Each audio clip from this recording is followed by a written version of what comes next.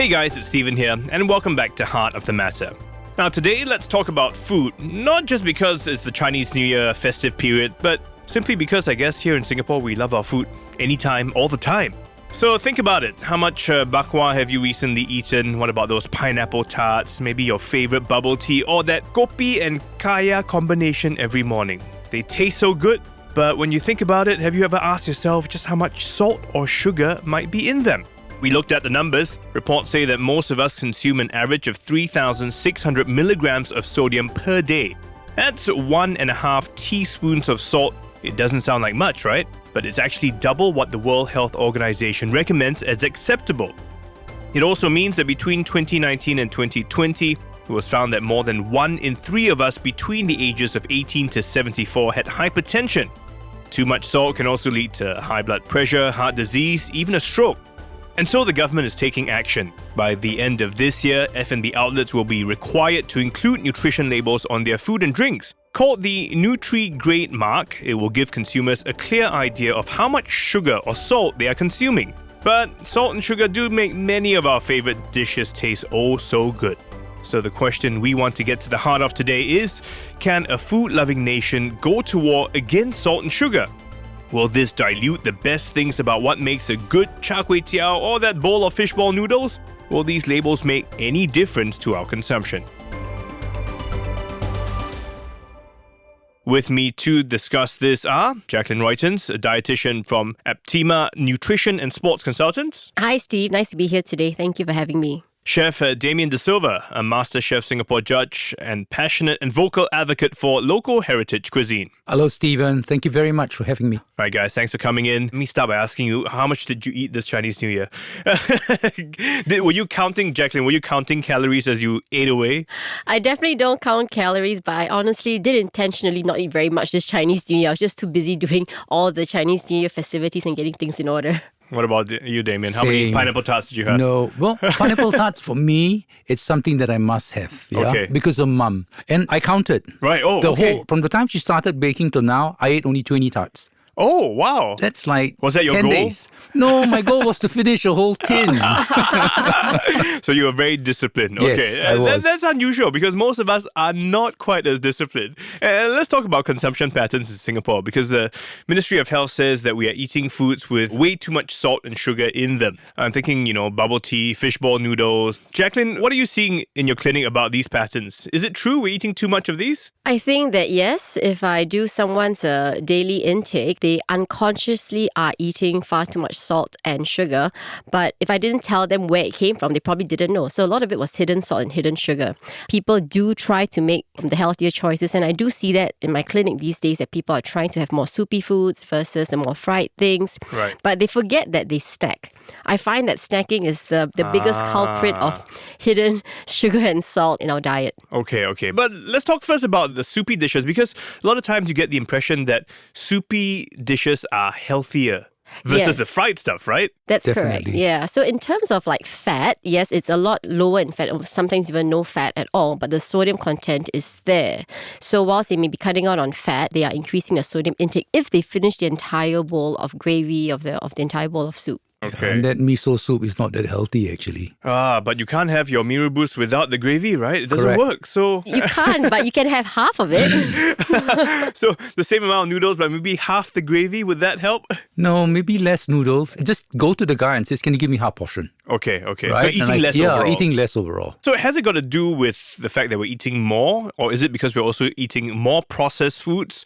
Or foods that just have more salt and sugar in general? It's everything that you Right. said.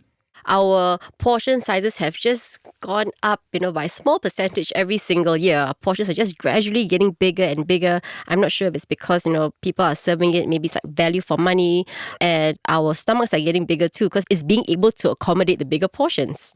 So the whole idea here is that the government's now saying, okay, we got to cut back on this stuff. And they want to introduce a grading system to put labels on the things we eat and we buy and drink to give us a warning. But the question is, will it really work? This may not be a fair comparison, but what comes to mind are the cigarette packets with very graphic warnings of what could happen. Picking up a soft drink and having the letter D on it, which means it's got a lot of sugar or salt. Is that really going to do anything? It all comes down to the individual. How aware are they of their health? How concerned are they about their own health? If the person really doesn't care very much about their health, a D grade isn't going to make a difference to them. But someone who's very health conscious, they will be looking for that A grade. So it all comes down to the individual. And I think it's the own person's responsibility. Just to help our listeners understand, the grading system works from A, B, C, D, A being the best, D being the worst. The color-coded, dark green for A, light green for B, orange for C, and red for D. You know, red being always a danger sign, right? Yeah. And green being like, okay. Yeah. What do you think, Damian? The difficulty is that our diet, if you look at our diet in the past, it's always been rice is what we eat, right? Lunch, dinner, or even noodles, which are not good for you. But the thing is this, there are noodles out there that are really, really healthy, like noodles that are made from grain. Okay. But you don't have to eat a lot, and they fill you up actually very quickly. And brown rice is there as well. Right. It's a choice. You have to know that I can make a difference by choosing the right food, you know? But let me ask you, I mean, the noodles, the rice, is there salt and sugar in those? Well, sugar for sure. Sugar in noodles, sugar in rice. Salt is generally in the soup for flavoring. If you use soy sauce, then you shouldn't use salt. You know, so it's the individual that has got to pay attention how much salt. The scary thing here is that a lot of us, we need our sugar and we need our salt, and it's become almost. What do you mean by we need? No, because if we go and eat something and there's no salt in it, we say, "Oh, this is terrible, man. There's not enough salt." We would even complain, even like sugar, right? So any food that's got sugar in it, we definitely will say, "Well, this is really good."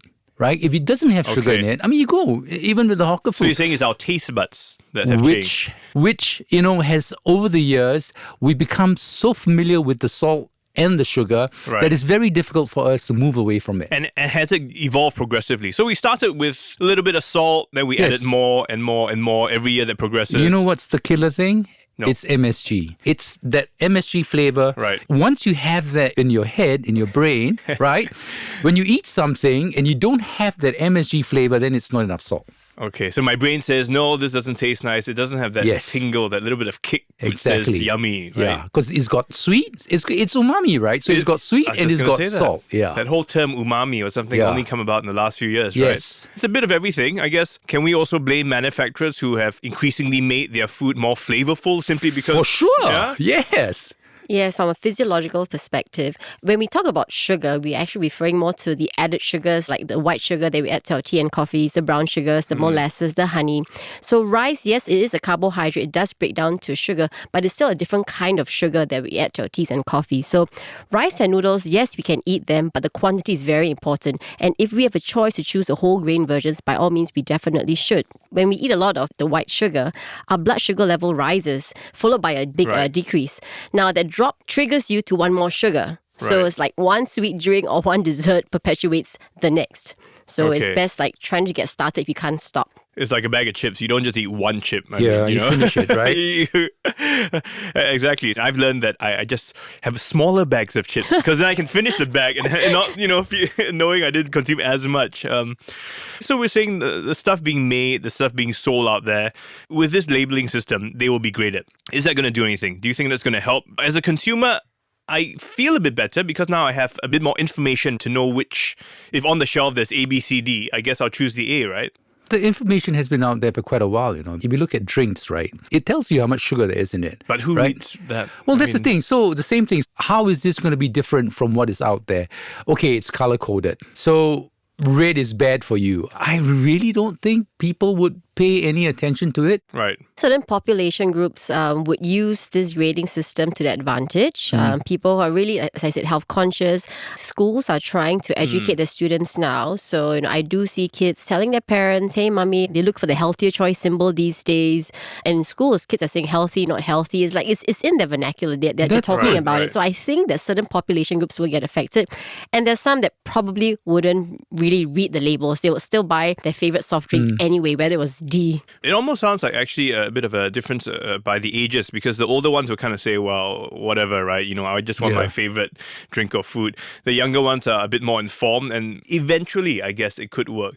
Will that be enough to sort of spur a transformation in the industry where eventually they will sell less of the more unhealthy, sweeter drinks? That's usually demand and supply, right? Well, I do see more, especially for drinks, they're having the less sweet or not so sweet label. So I think that food manufacturers are trying to accommodate that slow rise in demand. Yeah. What about a sugar tax? Other countries have done it. The UK has this. The more sugar your product has, the more expensive it is. And money seems to be always a very good incentive to change behavior. I still always find it comes down to the individual. You cannot put it on the government or the food manufacturers to say, okay, because, as long as they do it, then our health is going to improve. We're going to take responsibility. Look at how much cigarettes cost. Right. Yes. And they're still selling. Yes. Well, but then again, we banned chewing gum, so that so in a way, we wanted to be draconian. We could just say no more salt and sugar, or only a limited up to X amount of. No, I don't think so, because when we talk about a healthy, well-balanced diet, from a dietitian's perspective, we're not saying that you can't have these foods at all.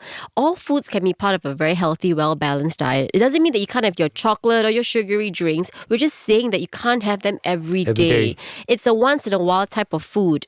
So I don't think that a complete ban would solve the problem.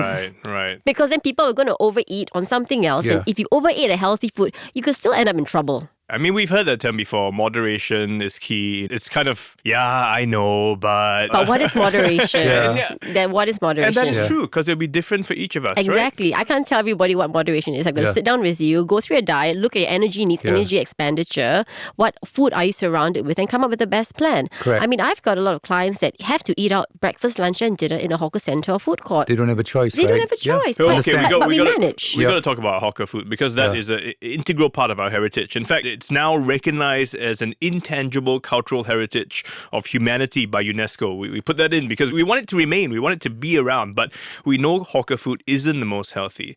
Damian, as a chef, I mean, do you think this will ever change? Can we make healthier hawker food that's just as tasty and good? Has to be kway chap. There's no way you can change it, right? I mean, you can't substitute chicken for pork. There's no way you can do that. And the same for mee rebus, char kway teow, you name it. Right. Every hawker dish has got calories, has got salt, has got sugars. The way to go around it, if you ask me, right, it's very difficult for the hawker to make changes. He's so used in doing things. Perhaps maybe with the younger generation of hawkers, they will be able to take a step back and say, look, let's put less salt in our food, right? And leave, soy sauce or salt on the counter and tell people, look, this is the amount of salt which we feel that's good for your health. If you want to add more salt, please go ahead. At least, then it's our choice, and they've made an effort to give us less salt. That's a good way to do it, And somehow the idea of physically or visually seeing soy sauce and pouring it in when you see the amount going in, you also think twice, you think twice, exactly, What do you think, Jaclyn? How do we keep our hawker food just as tasty but make it healthier? Just serve a smaller portion. If you can just serve 25% less of what you have on your char kway teow or your Hokkien mee, I think that would be a big change. It's an easy step. So you can keep that taste, that flavor. In fact, the same amount of salt that you're using, but cut down the portions. We're eating far too much. Not just about processed or unprocessed food, but we're eating far too much in general. People always get, there's not enough food, so let's order more. Or making sure at home for dinner, you have like 5 dishes for a small family. We just need to learn to eat a little bit less. We don't really need a lot of food to survive, actually. We always hear stories of people being stranded and for days they're not eating, right? And they still survive. Jaclyn, you're saying we just eat too much in general, especially here in Singapore. We're having way too much. Way too much. In fact, the portion of rice that you eat, if you go to nasi padang or the mixed rice, look, you could easily do with like 3/4, even half of some of us who lead a very sedentary lifestyle, and that will make a big impact. Is that key as well, simply because our lifestyles are not as active anymore? Every day we're just sitting at a desk in an air-conditioned room. I think it definitely has some role to play. Looking at our younger ones, do you think this will change down the line? I mean, Damian, you were saying how our taste buds have also evolved over time. Can we bring it back to a more basic sort of level? You can, but that's something you have to individually do it yourself. You have to tell yourself, look, what is my tolerance for salt? So what you need to do is that you need to start cooking without salt and then slowly adding enough salt and telling yourself that, okay, I think this is enough salt for me. Same for sugars as well.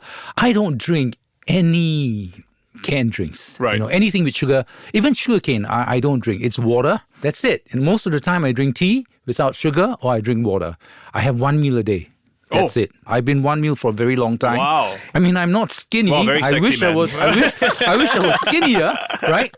But I know that if I eat 3 meals a day, Okay. I'll put on so much weight. Okay, so you cut down the volume and Yes. you got used to that. Yeah, that's what I have.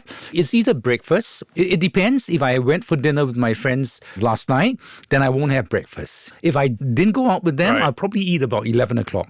So my meals is usually from 11 to about 4. That's it. That's the time I eat my 1 meal a day. Oh, that's going to be tough, man. It's It's tough. going to be tough. It's tough, You, yeah. you actually need about 2 weeks to retrain your taste buds Yes. again. So you're absolutely is right. it? I didn't You know need that. about 2 weeks, yeah. Okay. So you need to train your taste buds to get used to a less salty flavor Yeah. until your brain just like readjusts again. You just rewire your brain. And then Right. you'd be very surprised that if you ate the same amount of saltiness that you used to have in the past, you'll be like, whoa, I didn't know I had so much salt That's before. not a long time, you know. Yeah. 2 weeks. 2 2 weeks is a very so short it sounds time. like a bit of a transitional thing. I mean, at home, we've switched to a bit of brown rice. So it's half Right. and half Right. brown, half regular white rice. And it's true. I mean, we're kind of used to it. So I guess you can kind of keep increasing the amount of brown rice.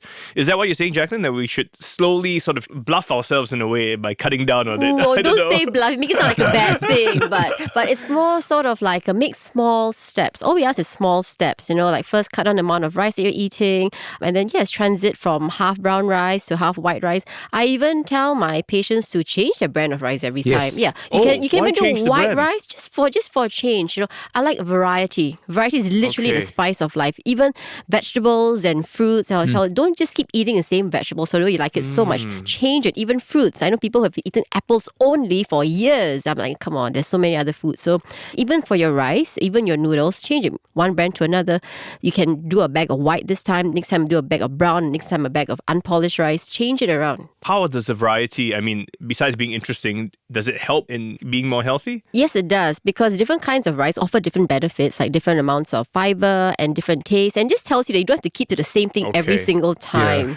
Will this be difficult for you, Damian, at your restaurant, for instance, with these labels coming in, and if there were limits on the amount you could have, or if customers came to you and said, I want a healthier version of my rendang, of my, otak and things like that? No, I don't think it's difficult. It's just a matter of adjusting. And, we cook actually very healthily. I use ghee quite a bit. A lot of people listening, but, you use ghee? So unhealthy? Actually, it's very, very healthy. If you cook it at low temperature, it's very So healthy. it's more healthy than oil? It's much healthier than any oil out there. Refined Okay. oil is terrible. We won't go into Okay. that, yeah?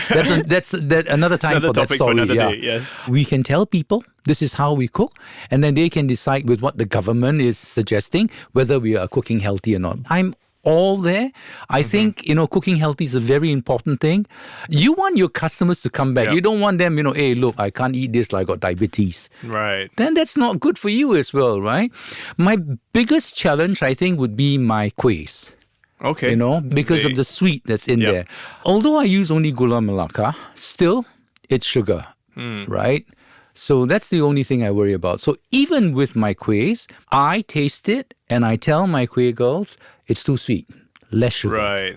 So, I try and be healthy for my guests. Okay, I mean, I'm okay. telling you this, if you come and eat my kuehs Right. and you compare it with other kuehs, you say, hey, how come yours is not so sweet? Because I think that's the right way the kueh should be, I see, I to see. it's not only about the sugars, it's about the other flavors that are there that I want you to taste as well.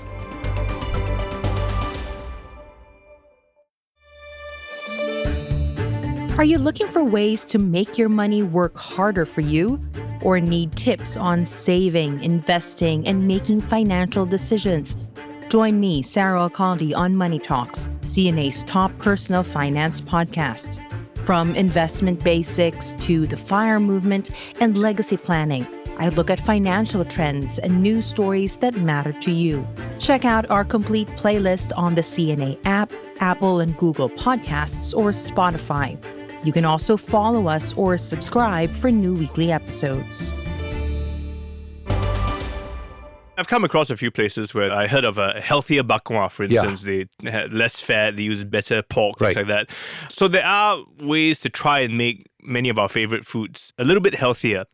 But is that really the direction we should be headed? Or should we just have the choice and then, like Jaclyn, you were saying, we need to decide on our own? I mean, that means you have the healthy and the unhealthy version out there. Yeah. And there's something for everyone, right? Well, I think that if it comes to your kueh, your less sugar kueh, if someone was living with diabetes, then they can't have 5 or 6 of it. They still have to have one or 2. So it all comes from the quantity, like the bakwa. So although it's made with lesser fat, you can't be eating 3 or 4 pieces at a go. So it all comes down to portion control. It sounds so simple and so boring, but that's all it actually is. People who have successfully improved their health, reduced their cholesterol, improved their diabetes, or even simply lost weight, it's just about cutting down their portion sizes. And people have lost weight successfully or done this, they found it very sustainable, is that they ate almost everything, but their portion sizes actually just dropped. And it stayed that way.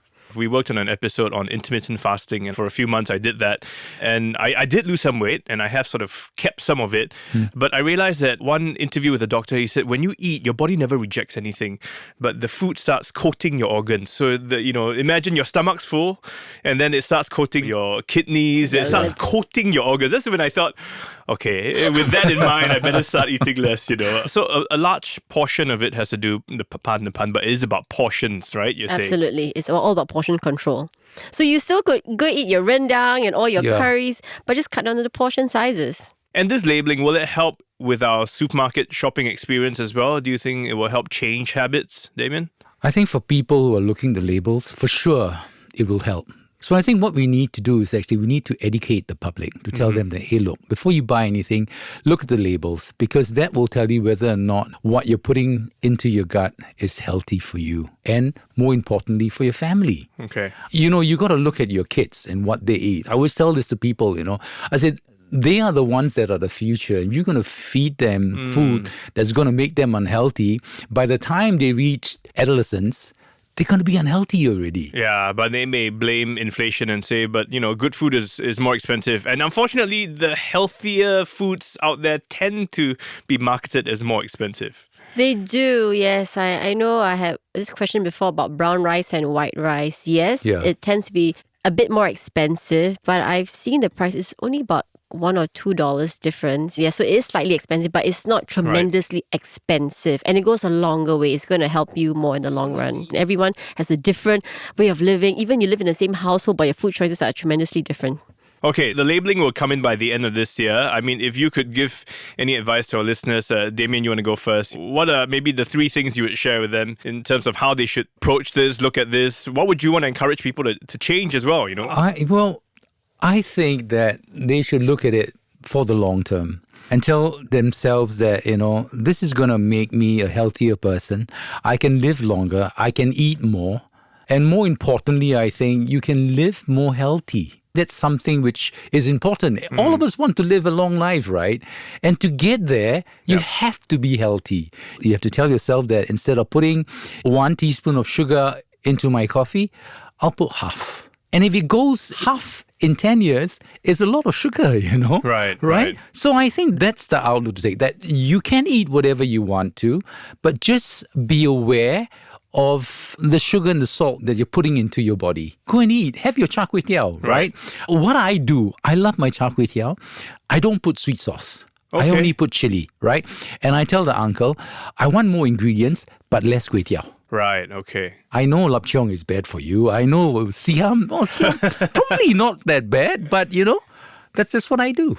And I eat it, honestly, once a month, maybe. Okay. So I don't think that's bad, right? If you eat it every day, then that's not going to be good for you. Variety, I think that's what you want. You want a variety of different things, right? And Jaclyn, what do you think? Well, I think we can't single out any nutrient or dish for that matter. So we just have to tell ourselves that whenever we want to eat something, where possible, ask for less and don't eat something that that's very high in salt, high in fat, high in sugar. Try not to eat it so often. And I don't want people to think that if you're going to become healthy, that means you're going to lose all joy in food. That's not how it should be, because you can still enjoy your favorite foods in much smaller portions. What about alternatives to sodium and sugar? Are they any good for us? Yeah, well, it depends how much you're going to use. If you're going to use, like some people say that sea salt is less salty, but they end up using more. Then it comes out to be the same. So again, back to the amount that you're using. Okay. And in terms of the labeling, well, I guess it just gives us an option. At least now we Yeah. know what it is that we're buying Yes. into. Yeah. Yes, I think the label does help certain populations, and hopefully it grows. People become a bit more aware. And even when just ordering your favorite like kopi, just ask for kopi siu tai, like kopi o kosong. Just ask for less sugar. And Don't ask for kopi siu tai Oh, because okay. kopi siu tai, they still put a lot of sugar. You ask for kopi siu tai. siu siu tai. Let's try kopi o. Wow, you just make your own, well, it sounds like, this love affair with our food's not going to change. So I guess it's up to each of us to really want to make the best of it and figure it out on our own. But at least now with labeling, with slightly more information to make our choices. Well, on that note, we want to say thanks so much for coming in. I mean, the facts don't lie. Too much salt and sugar does lead to lifelong debilitating diseases like stroke, diabetes, and aiming to cut down on them, that's definitely in the right direction. So as our guests have said today, start small, perhaps drink one less can of your soft drink, a kopi o kosong, not even siu tai. And I know one trick I've done is I park a bit further in the car park lot. Right. That extra 50 steps, I figure, okay, Right. it'll add up in the years of, as you age. And I once heard this quote as well. It says, you are what you eat. So don't be fast, cheap, easy, or fake. So in other words, I try and choose slightly better foods as and when you can. So Damian, Jaclyn, thanks for joining us. Thank you. Thank you for having us, Steve. The team behind this podcast is Joanne Chan, Jaclyn Chan, Sayed, and Crispina Robert. And I'm Stephen Chia saying, take care of that body. You've only got one of it.